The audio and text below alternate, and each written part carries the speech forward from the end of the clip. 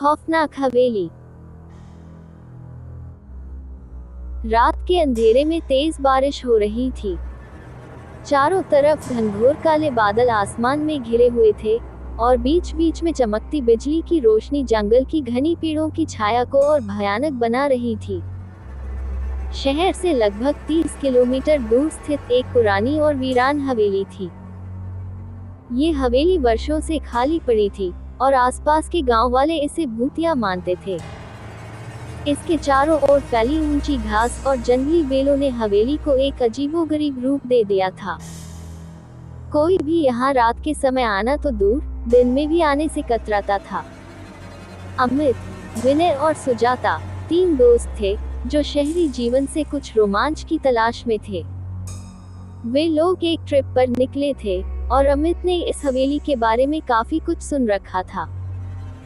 उसका मानना था कि ऐसी कहानियों में कोई सच्चाई नहीं होती और वे सिर्फ लोगों को डराने के लिए बनाई जाती हैं।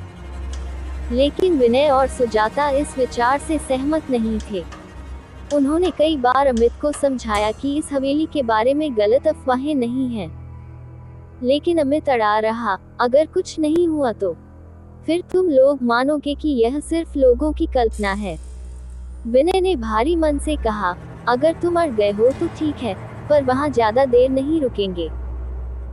बारिश अब थम चुकी थी और वे तीनों अपनी कार से हवेली के गेट के सामने पहुंचे। हवेली का गेट बहुत पुराना और जंग लगा हुआ था। उसे खोलने में उन्हें काफी ताकत लगानी पड़ी। जब गेट खुला तो हवेली की खामोशी और डरावनी हवा ने उनका स्वागत किया। अंदर घुसते ही एक अजीब सन्नाटा उनके चारों ओर फैल गया। हवेली के अंदर घुसते ही ठंड और भी तेज हो गई थी, जैसे कोई अदृश्य शक्ति उन्हें रोकने की कोशिश कर रही हो। ये जगह अजीब लग रही है, सुजाता ने घबराते हुए कहा। डरो मत, ये बस तुम्हारा वहम है, अमित ने कहा। अंदर पहुंचकर उन्होंने देखा कि हवेली के सभी दरवाजे और खिड़कियां जर्जर हो चुकी थीं। दीवारों पर मोटी धूल की परतें जमी हुई थीं और फर्श पर फैला मलबा इस बात का गवाह था कि यहाँ सालों से कोई नहीं आया था। हवेली का आर्किटेक्चर बहुत ही पुराना और भव्य था, लेकिन अब ये भव्यता जर्जर हो चुकी थी। अमित ने हंसते हुए कहा, ये जगह तो खंडहर हो चुकी है, यहाँ क्या भूत होगा। लेकिन जैसे ही उसने ये कहा, हवेली में अचानक एक अजीब सी आवाज गूंज उठी। ऐसा लगा जैसे कहीं दूर से किसी के पैर घसीटने की आवाज आ रही हो। विनय और सुजाता ने एक दूसरे की तरफ देखा, लेकिन अमित ने इस आवाज को हवा में उड़ा दिया। ये सिर्फ पुरानी लकड़ी की आवाज है, अमित ने कहा। वे तीनों हवेली के एक कमरे में गए, जहां पुरानी लकड़ी की अलमारियां और टूटे हुए फर्नीचर बिखरे पड़े थे। कमरे के बीचों बीच एक पुराना झूमर लटका हुआ था, जो समय के साथ साथ इतना कमजोर हो चुका था कि हल्की सी हवा से भी हिलने लगता था। तभी अचानक झूमर तेजी से हिलने लगा और जोर की आवाज के साथ फर्श पर गिर पड़ा। सुजाता चिल्ला उठी, ये क्या था? अमित ने भी घबराहट महसूस की, लेकिन उसने खुद को शांत दिखाने की कोशिश की, ये बस हवा थी। चलो दूसरे कमरे में चलते हैं। वे दूसरे कमरे की ओर बढ़े, लेकिन जैसे ही वे कमरे में दाखिल हुए, दरवाजा अपने आप बंद हो गया। विनय ने दरवाजा खोलने की कोशिश की, लेकिन वह हिल भी नहीं रहा था। अब तीनों के चेहरों पर डर साफ झलकने लगा था। विनय ने कहा, ये सब कुछ ठीक नहीं है, हमें यहाँ से निकल जाना चाहिए। अमित ने भी डरते हुए दरवाजा खोलने की कोशिश की, लेकिन दरवाजा जैसे किसी अज्ञात शक्ति से बंद कर दिया गया था। अचानक कमरे की दीवारों पर उभरे खून के धब्बे दिखने लगे। ऐसा लग रहा था कि कोई अदृश्य शक्ति दीवारों पर कुछ लिखने की कोशिश कर रही हो। धीरे धीरे उन धब्बों से एक संदेश उभरने लगा, तुम यहाँ क्यों आए हो? सुजाता के हाथ पैर कांपने लगे। उसकी आंखों में डर साफ दिख रहा था। अमित, हमें यहाँ से निकलना होगा। अमित भी अब इस स्थिति को गंभीरता से लेने लगा था। मैं कोशिश कर रहा हूँ। तभी अचानक एक ठंडी हवा का झोंका कमरे में आया और खिड़की की तरफ से एक परछाई उभरने लगी। वह परछाई धीरे धीरे स्पष्ट होने लगी जैसे कोई अदृश्य आत्मा उनके सामने आकार ले रही हो।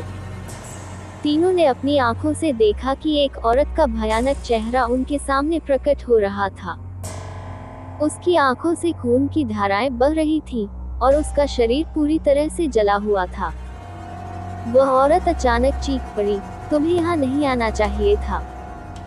अमित, विनय और सुजाता अब समझ चुके थे कि वे जिस मुसीबत में फंस गए हैं, उससे निकलना आसान नहीं है।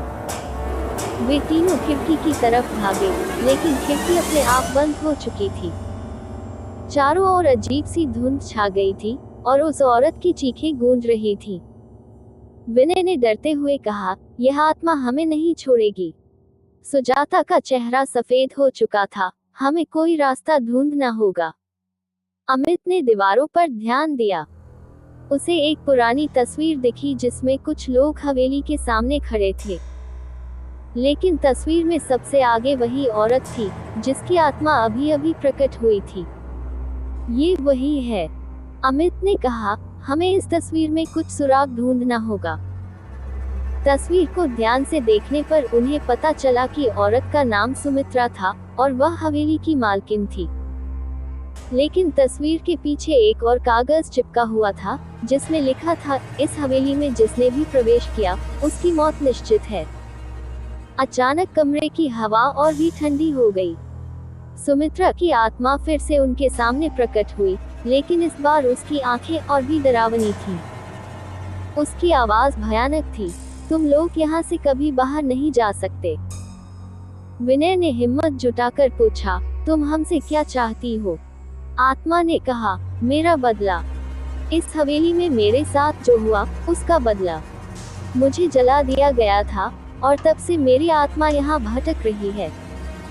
जो कोई भी यहाँ आता है वह मेरी कैद में फंस जाता है। अमित ने समझाने की कोशिश की, हम तुम्हारे साथ हुए अन्याय के बारे में नहीं जानते थे, हम बस यहाँ गलती से आ गए। सुमित्रा की आत्मा ने जोर से हंसते हुए कहा, गलती? यहाँ आना गलती नहीं, ये तुम्हारी मौत की सजा है। अमित, विनय और सुजाता के पास अब कोई रास्ता नहीं बचा था। तभी अचानक हवेली का दरवाजा अपने आप खुल गया और तेज हवा ने उन्हें खींचते हुए बाहर की ओर धकेल दिया। तीनों लड़खड़ाते हुए बाहर निकल आए। जैसे ही वे बाहर पहुंचे, हवेली की खिड़कियों से रोशनी की चमक उठी और जोर की धमाके जैसी आवाज आई। हवेली फिर से खामोश हो गई, लेकिन उनकी सांसें अभी भी भारी थीं। तीनों ने बिना कुछ कहे तुरंत अपनी कार की ओर दौड़ लगाए और वहां से भाग निकले। जब वे हवेली से कुछ दूर पहुंचे, तो सुजाता ने पीछे मुड़कर देखा। हवेली एकदम शांत थी, लेकिन उसकी खिड़कियों पर सुमित्रा की आत्मा का धुंधला चेहरा दिखाई दे रहा था, जो अब भी उन्हें घूर रही थी। वे तीनों जान चुके थे कि उस रात उन्होंने जो देखा वह कोई कहानी नहीं थी, वह सच्चाई थी, एक खौफनाक सच्चाई जो उन्हें जिंदगी भर याद रहेगी।